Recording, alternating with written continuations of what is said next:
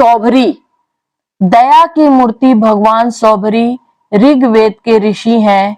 इनके चरित्र वेदों, पुराणों और उपनिषदों में सर्वत्र मिलते हैं। सौभर संहिता नामक एक संहिता भी है। ये वृंदावन के निकट कालिंदी के तट पर रमणक नामक द्वीप में रहते थे। नमस्ते, मैं शैलजा अपने चैनल पर आपका हार्दिक स्वागत करती हूँ। आशा करती हूँ आप सब स्वस्थ एवं प्रसन्न होंगे। ये कथा आपको जरूर सरस और सुंदर लगेगी।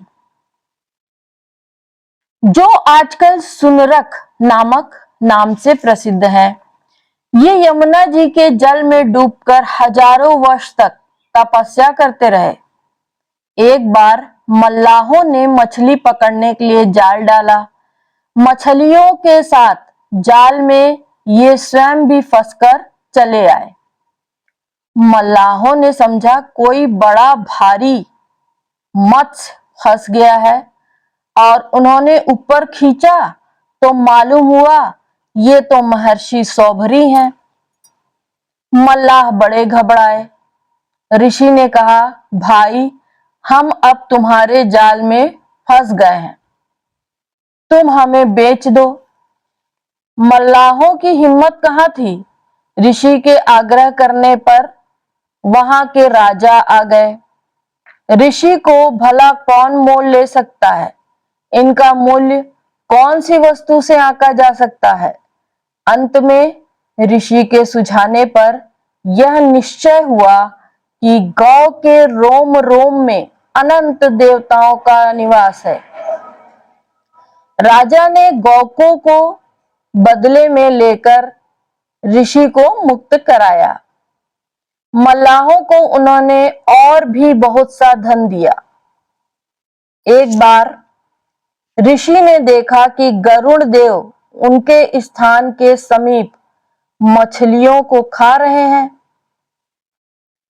एक बड़ा मत्स्य था, उसे वे भी खाना चाहते थे। ऋषि ने मना किया, किंतु गरुड़ इतने भूखे थे कि इन्होंने ऋषि की बात पर ध्यान नहीं दिया। मत्स्य के बालक तड़पने लगे। महर्षि को बड़ी दया करुणा आई और उन्होंने गरुड़ को लक्ष्य करके शाप दे दिया कि आज से यदि गरुड़ यहाँ आकर किसी भी जीव को खाएगा तो उसकी मृत्यु उसी क्षण हो जाएगी। मैं सत्य सत्य कहता हूं, उस दिन से उसके समीप का समस्त स्थान हिंसा शून्य बन गया।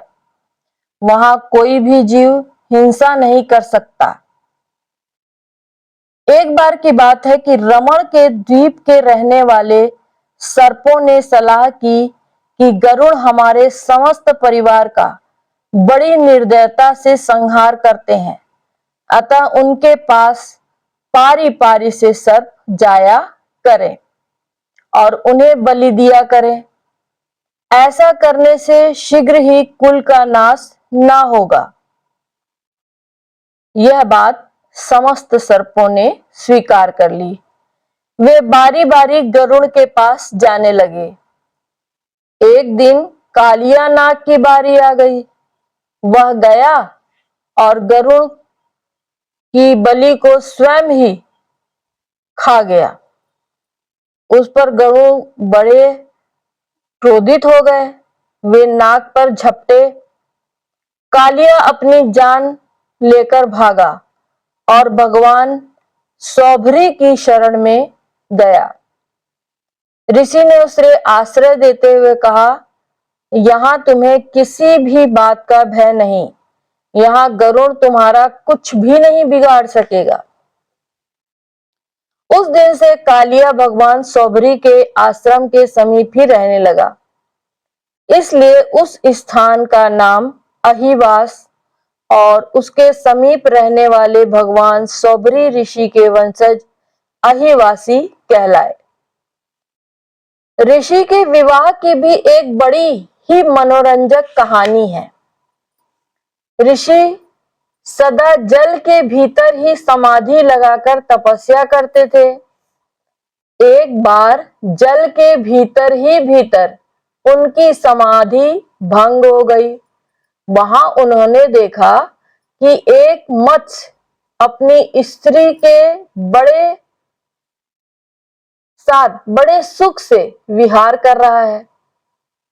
आंखों के जरा से कुसंग ने अपना असर डाला।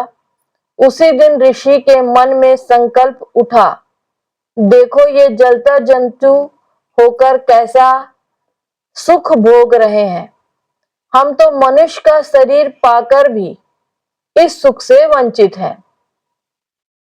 यह विचार आते ही ऋषि समाधि प्राणायाम सब भूल गए।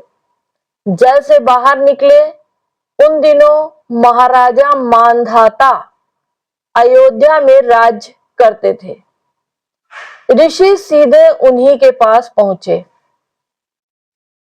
महाराज ने ऋषि का बड़ा सत्कार किया, विधिवत पूजा की। गौदान करने के अनंतर उनसे पधारने का कारण पूछा। महर्षि ने कहा, राजन, मैं गृहस्थ सुख का उपभोग करना चाहता हूं। तुम्हारे 50 कन्याएं हैं, उनमें से मुझे एक दे दो। महाराज सुनकर सन्न रह गए। भला हजारों वर्ष के इस बूढ़े ऋषि को अब इस ढलती उम्र में यह क्या सूझी, इन्हें क्या कैसे दूं? किंतु मना करने की हिम्मत ही नहीं हुई। ऋषि की तनिक सी भ्रुकुटी टेढ़ी होते ही राजपाट से हाथ धोना पड़ेगा, यह सब सोच समझकर उन्होंने एक चाल चली। बड़ी नम्रता के साथ हाथ जोड़कर उन्होंने कहा, भगवान, मेरे अंतःपुर में आपके लिए कोई रुकावट तो है ही नहीं, आप भीतर पधारें। मेरी 50 कन्याएं हैं, उनमें से मेरी जो कन्या आपको पसंद करे उसे ही आप प्रसन्नता पूर्वक ले जाएं। महाराज ने सोचा, मेरी युवती कन्याएं इस जैसे अति बूढ़े ऋषि को क्यों पसंद करने लगेंगी? जब वे पसंद ना करेंगी तो वे खुद ही लौट जाएंगे। इस प्रकार सांप भी मर जाएगा और लाठी भी न टूटेगी, मना भी न करना पड़ेगा, ऋषि भी नाराज ना होंगे। महर्षि तो सर्वज्ञ, उनसे भला कोई क्या छिपा सकता था।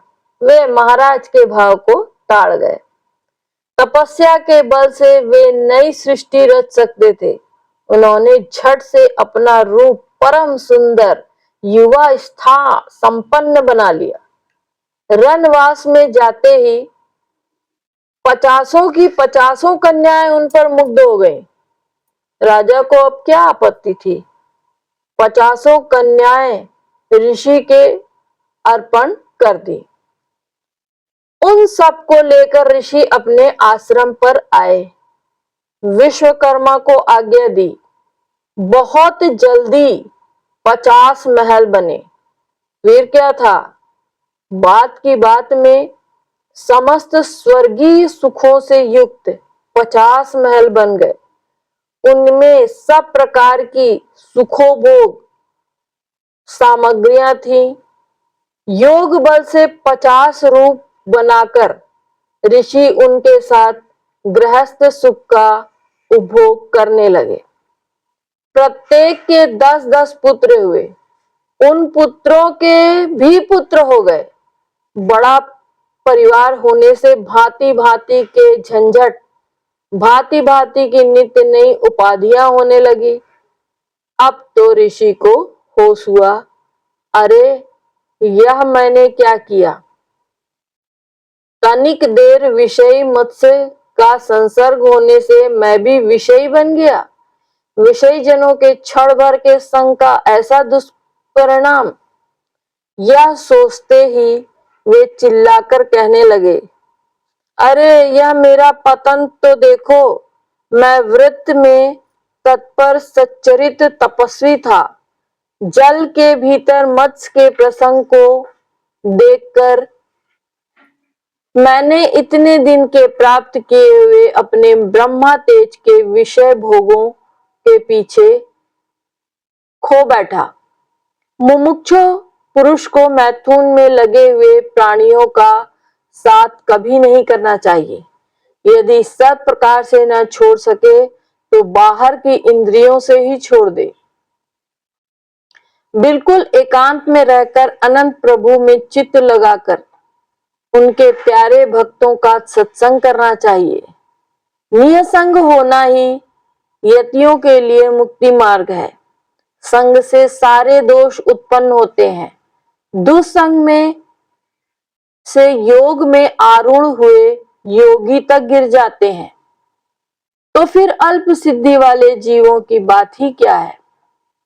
ऐसा सोचकर वे वानप्रस्थ धर्म का पालन करते हुए ब्रह्म लीन हो गए। सौरभ मुनि के जीवन में भूत दया विशेष रूप से देखी जाती है। वे प्राणियों को दुखी नहीं देख सकते थे। प्राणी मात्र के प्रति दया भाव रखना यही तो सच्ची साधुता है। धन्यवाद।